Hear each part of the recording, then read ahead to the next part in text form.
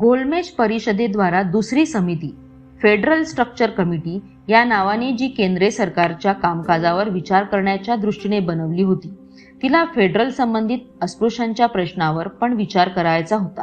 अहवालात गोलमेज परिषदेला कळवले होते की उपसमितीच्या सर्वांच्या संमतीने असा विचार प्रकट केला होता की दलित वर्ग, ख्रिश्चन, युरोपियन्स, अँग्लो इंडियन जमीनदार, व्यापारी आणि श्रमिकांसाठी जिथपर्यंत शक्य असेल दोन्ही सदनात, विशेषतः कनिष्ठ अथवा निम्नस्तरीय सदनात त्यांच्या प्रतिनिधित्वासाठी कायदा केला जावा. गोलमेज परिषदेचे पहिले सत्र पूर्ण होण्यापूर्वीच वरील दोन्ही समित्यांचे अहवाल गोलमेज परिषदेत मांडण्यात आले आणि परिषदेद्वारा त्यांची नोंद करण्यात आली. येथे ध्यानात घेण्याची गोष्ट ही होती की अजून अहवालात विस्तृत रूपात पूर्ण अशी मान्यता प्राप्त झाली नव्हती, परंतु सर्वांच्या संमतीने राजनैतिक आणि घटनात्मक बाबींमध्ये अस्पृश्योद्धारासाठीच्या स्वतंत्र अस्तित्वाचा स्वीकार करण्यात आला होता. गोलमेज परिषदेचे पहिले सत्र पूर्ण होण्याआधीच गोलमेज परिषदेच्या या निर्णयावर जर देशातील कुठल्याही गटाचे मत स्पष्ट होत नसेल तर तो पक्ष होता फक्त काँग्रेस.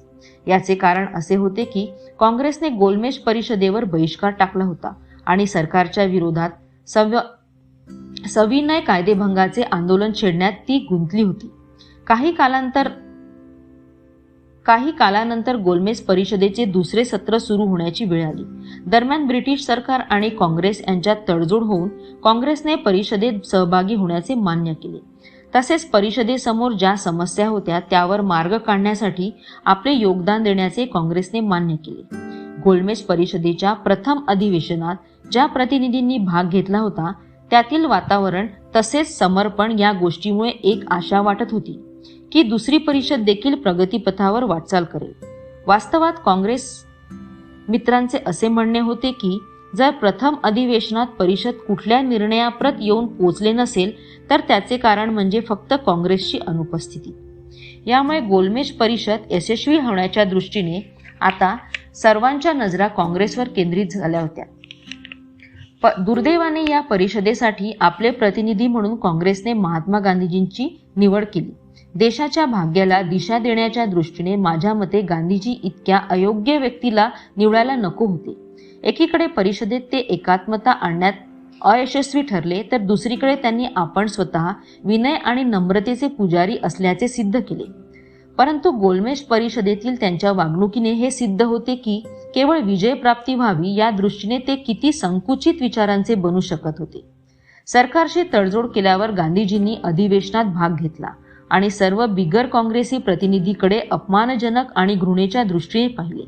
जेव्हा जेव्हा देशाचे प्रतिनिधित्व करण्याची वेळ आली, संधी मिळाली, तेव्हा गांधीजींनी ते कोणीच नव्हते असे म्हणून दुसऱ्यांचा अनादर केला. तसेच आपणच केवळ साऱ्या देशाचे प्रतिनिधित्व करणाऱ्या काँग्रेसचे प्रतिनिधी असल्याचे सांगितले.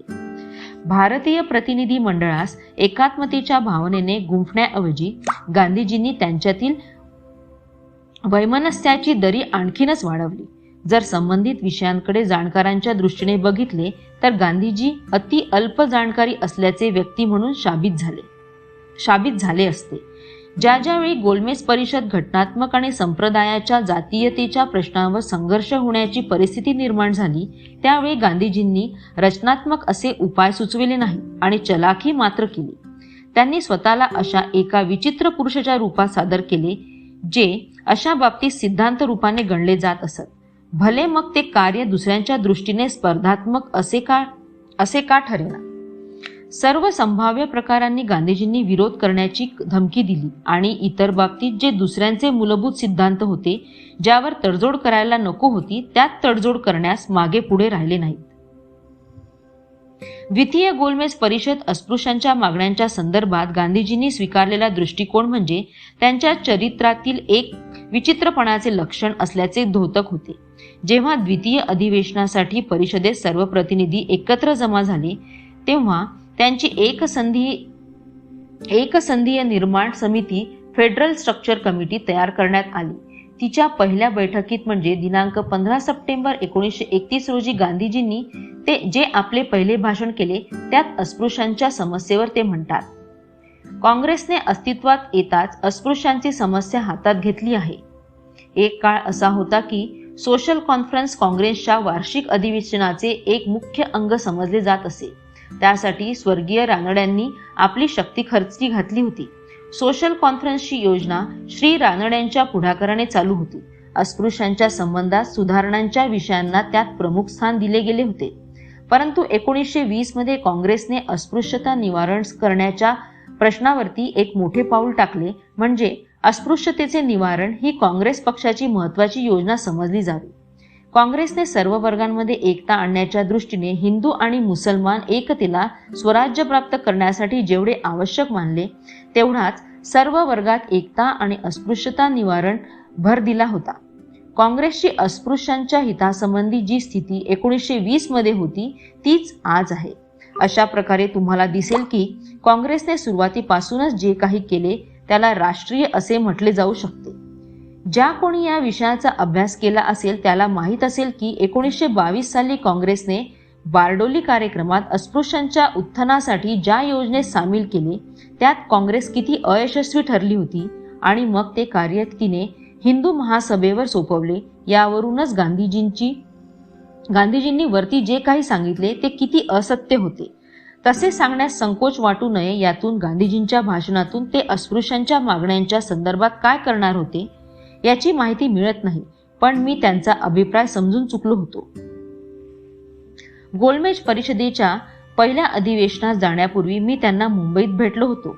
त्यावेळेस त्यांनी मला सांगितले होते की जे राजनैतिक बाबींमध्ये अस्पृश्यांना स्वतंत्र अस्तित्व देण्याच्या पक्षाचे नाहीत, परंतु ते फार काळ आपली भूमिका काय आहे या संदर्भात लोकांना विचार करण्यापासून परावृत्त करू शकले नाहीत. 17 सप्टेंबर 1931 रोजी फेडरल स्ट्रक्चर कमिटीची जी बैठक झाली त्यात गांधीजींना आपले विचार मांडण्याची संधी मिळाली.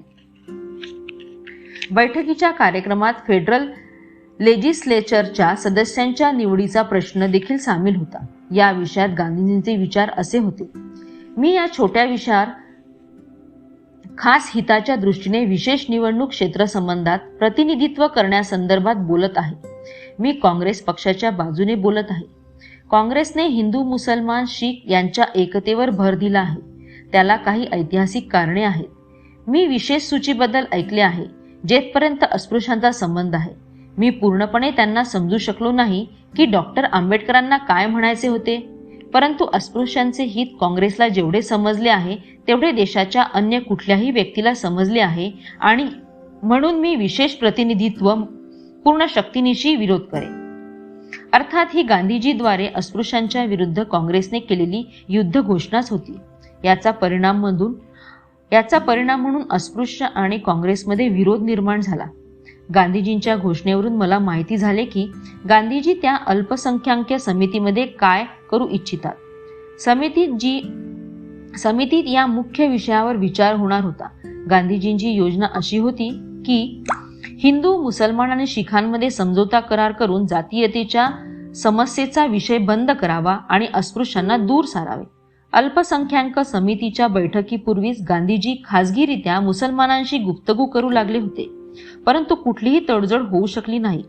मग जेव्हा 28 सप्टेंबर 1931 रोजी अल्पसंख्याक समितीची बैठक झाली त्यात श्री अली इमामने मुसलमानांच्या प्रतिनिधीच्या रूपात आपला विचार प्रारंभ केला.